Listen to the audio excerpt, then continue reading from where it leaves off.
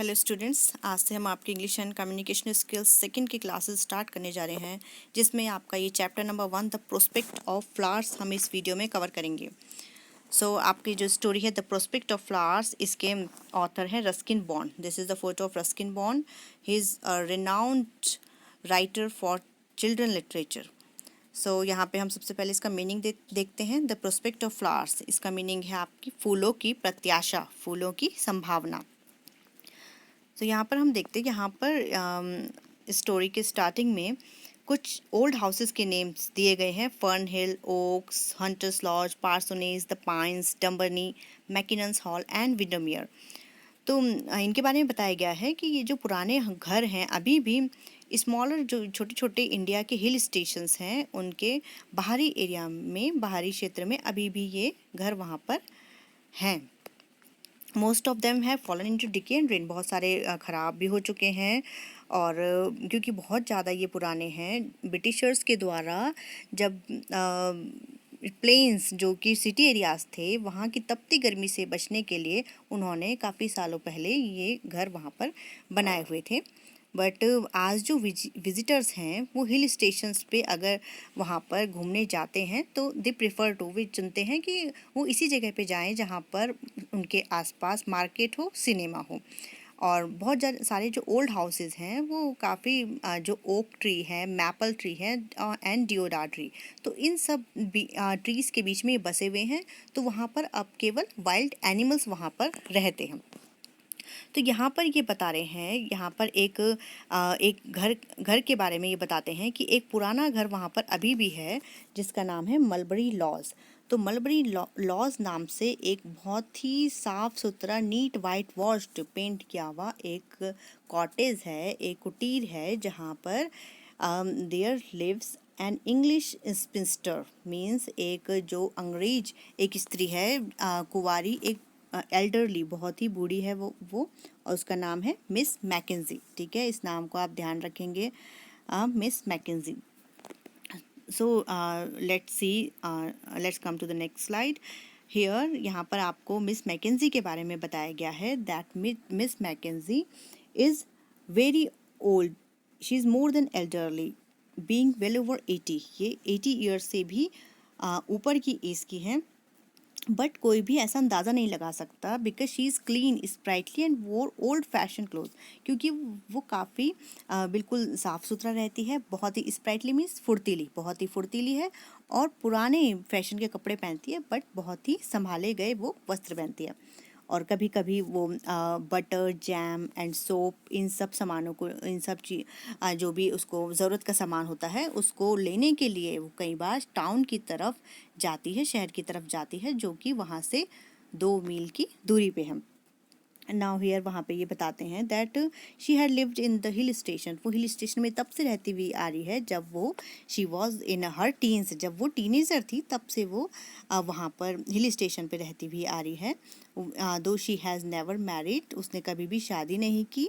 और यहाँ पर बता रहे हैं her parents had been dead 30 years, और जो उसके पेरेंट्स हैं वो भी 30 ईयर्स हो चुका है उनकी डेथ को, और उसके ब्रदर एंड सिस्टर वो सब भी अब सबकी मृत्यु हो चुकी है। उसके कोई भी रिलेटिव्स नहीं है इंडिया में, कोई भी उसके रिश्तेदार नहीं है, और वो रहती है एक स्मॉल पेंशन ऑफ 40 रुपीज़ की उसको पेंशन मिलती है, उसी पेंशन पे अपना गुजारा करती है। और उसे कुछ गिफ्ट मिलते हैं न्यूजीलैंड से, जो उसके कोई फ्रेंड है, तो वहाँ न्यूजीलैंड से उसे कुछ गिफ्ट्स पार्सल करता है, तो इसी से वो अपनी रोजी रोटी चलाती है। So next, like other lonely people, old people, जैसे कि बहुत ही काफ़ी जो बूढ़े लोग होते हैं उन्होंने भी एक कोई पेट रखा रहता है। तो यहाँ पर भी जो मिस मैकेंजी है उन्होंने एक पेट रखा हुआ है, ब्लैक कैट। ठीक है, एक ब्लैक कैट रखी हुई है विद ब्राइट येलो आइज, जिसकी बहुत ही चमकीली येलो कलर की आइज़ हैं। और अपने गार्डन में उसने काफ़ी सारे फूल लगाए हुए हैं, जैसे dahlia, chrysanthemum, gladioli and few orchids. तो इस तरह से उसने कुछ फ्लावर्स लगाए हुए हैं, और इन पेड़ पौधों के बीच में रहते हुए उसे काफ़ी ज़्यादा जंगली फूलों, पेड़ों और वहाँ के पक्षियों के बारे में जानकारी हो गई है। बट उसने इसके बारे में कभी भी सीरियस स्टडी, कोई भी इसके बारे में पढ़ाई नहीं की है। Okay, now let's see your next slide. यहाँ पर नेक्स्ट स्लाइड में बता रहे हैं कि शी हैड फ्यू विजिटर्स, वहाँ पे उसके काफ़ी कम लोग हैं जो उसके पास आना जाना करते हैं। सो कम लोगों में वहाँ पे pader from the local church, जो लोकल चर्च का वहाँ पे जो चर्च है, जो चर्च का पादरी है, वहाँ पर कभी कभी वहाँ पर उसको बुलाया करता है। एंड कभी कभी पोस्टमैन कुछ लेटर्स लाता है न्यूजीलैंड से, या फिर उसके पेंशन के पेपर्स लेकर आता है। मिल्कमैन, हर दूसरे दिन में मिल्कमैन वहाँ पर विज़िट करता है और 1 लीटर दूध लेकर आता है मिस मैकेंजी और उसकी कैट के लिए। और कभी कभी एग सेलर भी वहाँ पर कुछ एग्स वहाँ पर दे जाता है। सो नेक्स्ट यहाँ पर बता रहे, नाउ इट वॉज सितंबर, अब सितंबर का टाइम है जब रेन्स वर नियरली ओवर, जब बारिश का मौसम बिल्कुल ख़त्म हो गया है।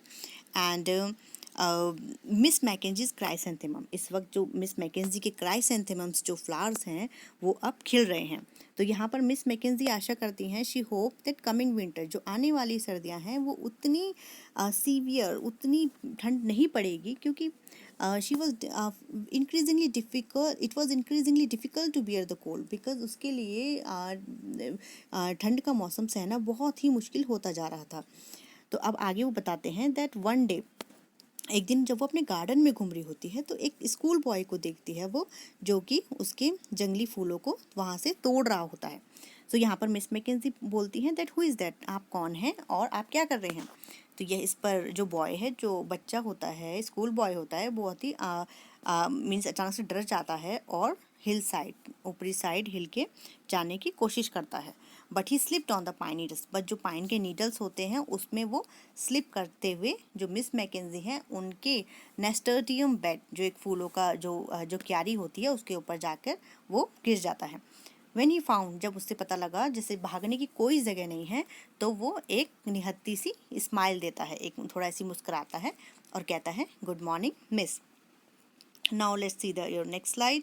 यहाँ पर क्या होता है, he belong to the local English medium school, वो वहीं के किसी स्कूल इंग्लिश मीडियम स्कूल से बिलोंग करता था। उसकी ड्रेसिंग थी ब्राइट रेड ब्लेजर उसने पहना हुआ था और red and black strip tie. Now यहाँ पर वो कहते हैं गुड, अब यहाँ पे मिस मैकेंजी कहती हैं गुड मॉर्निंग। वो कहती हैं बच्चे say that would you mind moving out of my flower bed, क्या आप मेरे जो फूलों की क्यारी है उससे बाहर आने की कोशिश करेंगे। यहाँ पर जो बॉय है वो चुपचाप बिल्कुल सावधानी पूर्वक उस क्यारी से बाहर आता है और बहुत ही उसके जो गाल हैं बहुत ही डिम्पल पड़ते हैं उन पे, और जो उसकी आइज़ हैं बहुत ही आकर्षक हैं। तो उसके साथ जो नाराज़ होना भी बड़ा मुश्किल था। तो यहाँ पर मिस मैकेंजी उन्हें कहती हैं कि आप तो यहाँ पर you are trespassing, means आप तो यहाँ पर अतिक्रमण कर रहे हैं, कि दूसरे की प्रॉपर्टी पे आप यहाँ पर हक दिखा रहे हैं। तो यहाँ पर वो कहता है हाँ मिस। सो यहाँ पर मिस मैकेंजी कहती है आपको तो इस वक्त स्कूल में होना चाहिए था, तो यहाँ पर तो आप यहाँ क्या कर रहे हैं। तो यहाँ पे जो बच्चा है वो जवाब देता है जस्ट पिकिंग फ्लावर्स, मैं यहाँ पर फूलों को तोड़ रहा हूँ।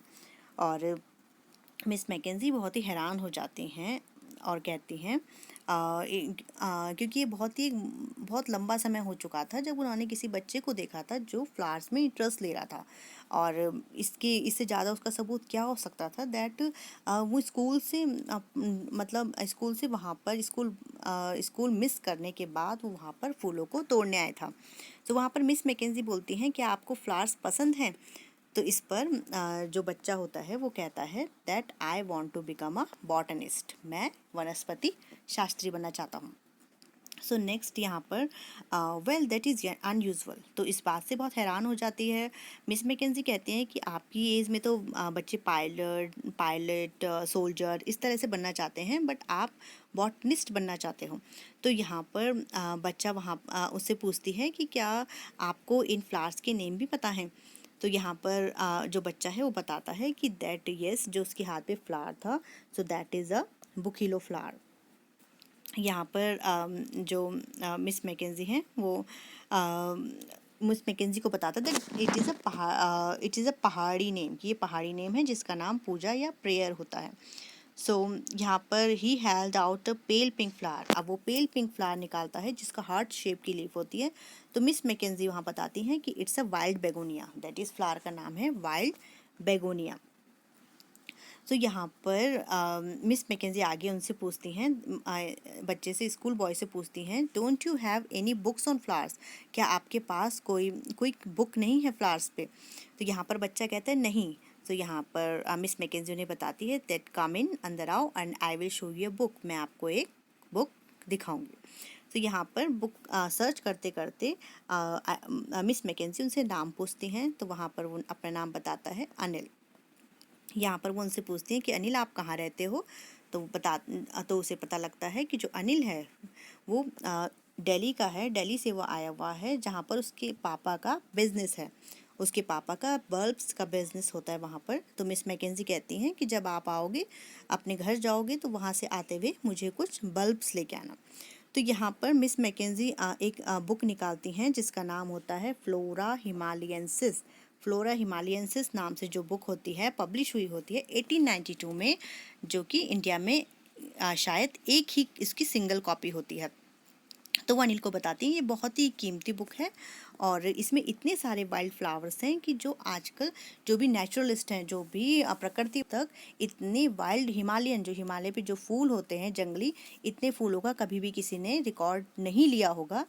सो let me tell you this. तो वो आपसे उसको बताती हैं कि मैं आपको बताती हूँ कि इसमें बहुत सारे ऐसे फ्लावर्स और प्लांट्स का नाम दिया हुआ है जो कि आजकल के जो वनस्पति शास्त्री हैं, जो बॉटनिस्ट हैं, वो भी उन्हें भी नहीं पता, क्योंकि वो अक्सर अपना वक्त माइक्रोस्कोप के साथ बिताते हैं, जबकि उन्हें पहाड़ों में इन फूलों को सर्च करना चाहिए। तो यहाँ पर अनिल से कहती हैं कि मुझे उम्मीद है कि आप ज़रूर इसके लिए कुछ करेंगे आगे। तो आगे वो दोनों बुक को पढ़ते हैं एंड मिस मैकेंजी कुछ फ्लावर्स के नाम बताती है, जिसे बॉय जिनके नोट्स बनाकर अपनी कॉपी में नोट कर लेता है, उनके नाम और उनके सीजन्स।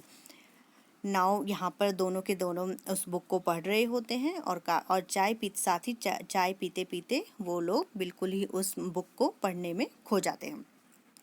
सो नाउ इस वीडियो में इतना ही। Now next continue in the other video. Thank you.